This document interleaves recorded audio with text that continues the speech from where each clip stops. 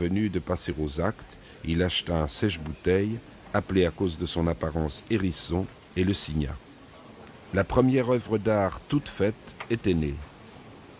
Ayant emprunté à la langue anglaise le mot « ready-made » qui, pensait-il, sonnait mieux que l'expression « tout fait », il transforma en œuvre d'art une pelle à neige, un porte-manteau, une housse de machine à écrire et un urinoir qu'il baptisa Fontaine et signa du pseudonyme de R. Mutt. Les premiers ready-made remontent à quelle année? 1913. La première chose, c'est une roue de bicyclette que j'ai simplement mis sur un tabouret, puis je l'ai regardé tourner. Alors là, il y avait en plus, dans ce ready-made, il y avait en plus du ready-made, il y avait le fait qui tournait, c'est-à-dire le mouvement était compris dans l'idée. Ensuite, il y a eu le porte-bouteille en 14. Ensuite, en 15, 16, il y en a eu d'autres. Mais depuis très longtemps, j'en fais pas, vous savez. J'en fais plus. Parce que justement, il y a le danger d'en faire trop. Et parce que n'importe quoi, vous savez, aussi laid que ce soit, aussi indifférent que ce soit, deviendra beau et joli après 40 ans. Vous êtes tranquille. Alors, c'est très inquiétant. C'est pas pour l'idée même du animé.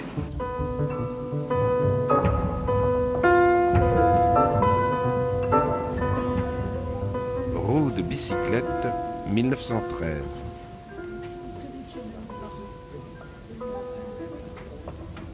In advance of the broken arm, en prévision du bras cassé, 1915.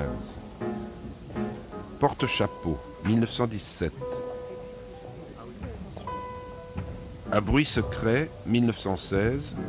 Pelote de ficelle entre deux plaques de laiton renfermant un objet non identifié. Trébuchet, 1917.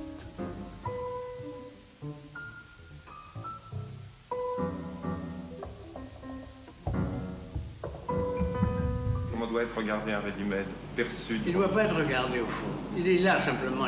On prend notion par les yeux qu'il existe. Mais on ne contemple pas comme on contemple un tableau. Le lit de contemplation disparaît complètement. Simplement prendre note que c'est un porte-bouteille, ou c'était un porte-bouteille qui a changé de destination, puis c'est tout. Vous n'avez pas besoin de le regarder pour entrer dans le domaine des ready-made. Comprenez-vous ce que je veux dire? Il n'y a plus de question de visualité. L'œuvre d'art n'est plus visible, pour ainsi dire. Elle est complètement matière grise. Elle n'est plus rétinienne, c'est ce que je veux dire. Why not sneeze?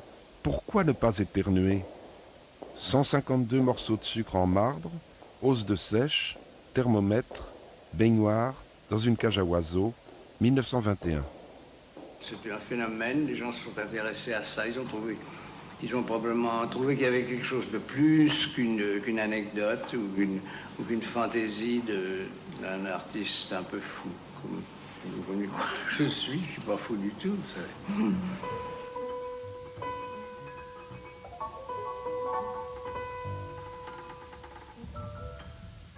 L-H-O-O-Q, 1919. Peu de temps après son retour en Amérique, Duchamp provoque le dédoublement de sa personnalité, d'où naquit son alter ego, Rose, c'est la vie, immortalisé par l'objectif de Man Ray.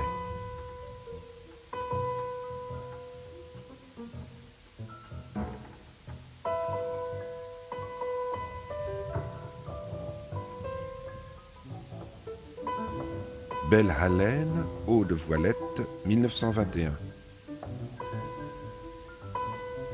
Rose, c'est la vie devint très vite illustre par ses calembours et contrepétries qu'elle distillait telle la Pythie parlant aux prêtres de Delphes. Du dos de la cuillère au cul de la douairière, faut-il mettre la moelle de l'épée dans le poil de l'aimé? À charge de revanche, à verge de rechange. Tel Léonard de Vinci, Duchamp était devenu une sorte d'ingénieur, élaborant dans le secret de son atelier les épures compliquées de ce qui allait devenir la mariée mise à nu par ses célibataires mêmes, aussi appelée le grand verre. Duchamp rassembla ses notes et esquisses de travail en fac-similé dans sa fameuse boîte verte de 1934. Quand j'ai fait ce verre, mon intention était non pas de faire une peinture à regarder, mais une peinture simplement servie du tube de peinture pour exprimer une idée. Qu'on l'appelle littéraire n'est pas en cause du tout, parce que le mot littéraire a un sens très vaste et pas du tout convaincant. J'ai voulu donc ajouter à ce grand verre un livre, ou plutôt un catalogue. Et cette idée de mélanger les deux choses n'est pas une du tout, à mon avis, n'a aucun caractère littéraire, parce que la littérature, c'est la poésie, les poèmes en prose, c'est tout à fait une chose complètement différente, qui peut en tout cas se mélanger avec. Et ça avait au moins l'avantage pour moi de me débarrasser de cette idée peinture pour peinture, peinture pure, qui pour moi, qui a été dès 1913 mon point de départ pour faire ce que j'ai fait.